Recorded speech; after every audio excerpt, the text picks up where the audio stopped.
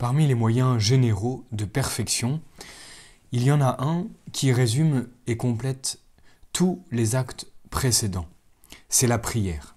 En effet, elle est tout d'abord un désir de perfection, car on ne prierait pas sincèrement si on ne voulait devenir meilleur. Elle suppose aussi une certaine connaissance de Dieu et de soi-même, puisqu'elle établit des rapports entre les deux. Enfin, elle conforme notre volonté à celle de Dieu, puisque toute bonne prière contient explicitement ou implicitement un acte de soumission à notre Créateur. Voilà pourquoi nous pouvons dire que la prière résume et complète tous les actes précédents, tous les autres moyens de perfection. Mais elle perfectionne tous ces actes en nous prosternant devant la majesté divine pour l'adorer et pour implorer de nouvelles grâces qui nous permettent d'avancer vers cette sainteté. Nous allons donc exposer tout d'abord ce qu'est la prière, puis nous verrons son efficacité comme moyen de perfection. Enfin, il nous faudra voir la manière quel est justement le moyen de transformer notre vie en une prière continuelle. Alors, voyons tout d'abord ce qu'est la prière. Nous prenons ici le mot dans son sens le plus général, en tant qu'elle est une ascension de notre âme vers Dieu. Nous trouvons chez les pères de l'Église, 3 définitions de la prière qui se complètent mutuellement. Dans son sens le plus général, Saint Jean Damascène nous dit qu'elle est une ascension de l'âme vers Dieu. Et avant lui, Saint Augustin avait écrit qu'elle est un effort affectueux vers Dieu. C'est en ce sens que nous pouvons dire que la distance qui existe entre le ciel et la terre, cette distance est annulée en un seul instant quand nous nous mettons en prière. Dans un sens plus limité, on la définit comme étant la demande à Dieu de choses convenables. Enfin, pour exprimer les rapports mutuels que la prière établit entre Dieu et notre âme, on nous la présente comme une conversation avec Dieu. En résumé, nous pouvons définir la prière comme étant une élévation de notre âme vers Dieu en vue de lui rendre nos devoirs et de demander ses grâces pour en devenir meilleur pour sa gloire. Le mot d'élévation n'est qu'une métaphore, bien sûr, indiquant l'effort que nous faisons pour nous détacher des créatures et de nous-mêmes, et pour penser à Dieu, qui non seulement nous enveloppe de tous côtés, mais réside au plus intime de notre âme, comme nous l'avons vu.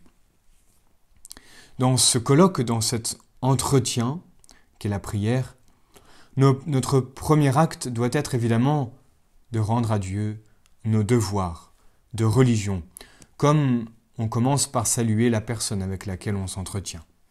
Ce n'est qu'après s'être acquitté de ce devoir élémentaire qu'on peut exposer ses requêtes.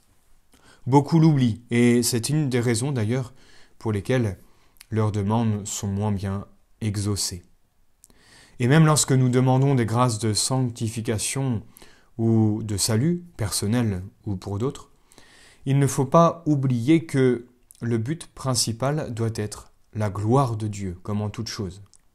De là, les derniers mots de notre définition, comme on vient de dire, la prière, c'est pour en devenir meilleur, mais pour sa gloire. Voyons maintenant les diverses formes de la prière. Au point de vue du double but que poursuit la prière, on distingue l'adoration et la demande. L'adoration, proprement dite, s'adresse à notre Créateur. Mais comme Dieu est aussi notre bienfaiteur, nous devons le remercier. Et parce que nous l'avons offensé, nous sommes tenus de réparer cet outrage. Le premier sentiment qui s'impose quand on s'élève vers Dieu, c'est donc l'adoration, c'est-à-dire, comme dit Bossuet, une reconnaissance en Dieu de sa plus haute souveraineté et en nous de la plus profonde dépendance. Il y a d'un côté cette reconnaissance donc de la grandeur de Dieu et d'une autre de cette dépendance selon tout notre être. Toute la création adore Dieu à sa façon. Mais les créatures, celles qui sont privées de sentiments, celles qui sont privées de raison, donc n'ont pas de volonté pour aimer, n'ont pas d'intelligence pour comprendre Dieu, la création se contente donc d'étaler à nos yeux son ordre et ses diverses opérations et ses ornements. Comme dit Bossuet une nouvelle fois, cette création, elle ne peut voir, alors elle se montre. Elle ne peut adorer, alors elle nous y porte. Ce Dieu qu'elle n'entend pas, elle ne nous permet pas de l'ignorer. Mais l'homme, animal divin, plein de raison et d'intelligence, est capable de connaître Dieu par lui-même et par toutes les créatures, et donc de lui rendre ses adorations.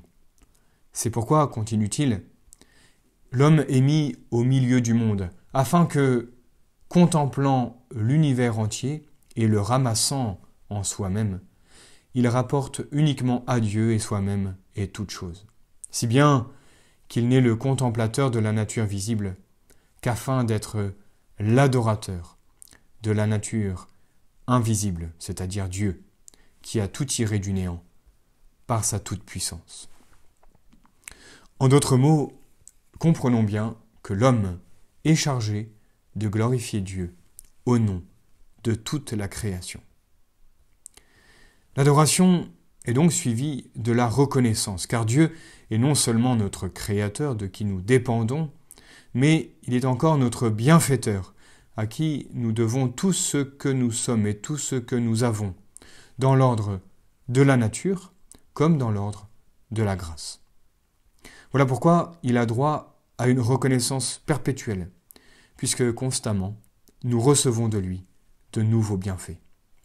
Ainsi, chaque jour, l'Église nous invite, avant le moment solennel du canon, de remercier Dieu de tous ses bienfaits et surtout de celui qui les résume tous, l'Eucharistie. C'est ce que nous trouvons en effet dans la préface. Gratias agamus Domino Deo nostro, vere dignum et justum est, ecum et salutare, etc. Rendons grâce au Seigneur notre Dieu, cela est digne et juste, il est vraiment juste et nécessaire, c'est notre devoir et notre salut. Du reste, les hommes de cœur n'ont pas besoin qu'on leur rappelle ce devoir. Ils se sentent pressés par le souvenir des bienfaits divins d'exprimer sans cesse la reconnaissance dont leur cœur déborde. Mais dans l'état de nature déchue, un troisième devoir s'impose, celui de l'expiation et de la réparation. Trop souvent, en effet, nous avons par nos péchés offensé l'infinie majesté divine, nous servant même bien souvent de ses dons pour l'outrager. C'est là bien sûr une injustice qui exige une réparation de notre part, une réparation aussi parfaite que nous pouvons l'offrir. Elle consiste en 3 actes principaux. Tout d'abord, l'humble aveu de nos fautes, comme nous faisons dans le Confiteor. Ensuite, une contrition parfaite, en reconnaissant avec un cœur humilié que nous offrons cette sincère réparation. Enfin, l'acceptation courageuse des épreuves que le bon Dieu voudra bien nous envoyer. Et si nous voulons être généreux, nous y joindrons l'offrande de nous-mêmes comme victime d'expiation, en union, bien sûr, avec la victime parfaite du calvaire, notre Seigneur. Alors, c'est alors que nous pourrons humblement implorer et espérer le pardon. Nous savons le recevoir à chaque confession en raison de l'infinie miséricorde de Dieu. Et parce que nous venons demander humblement pardon, c'est alors que nous pourrons aussi demander de nouvelles grâces. Parce qu'avant, nous avons adoré notre Seigneur, nous l'avons remercié pour tous ses bienfaits, nous lui demandons pardon pour les injustices commises avant, et maintenant nous pourrons demander des grâces dont nous avons tellement besoin dans notre perfection, c'est ce que nous méditerons la prochaine fois.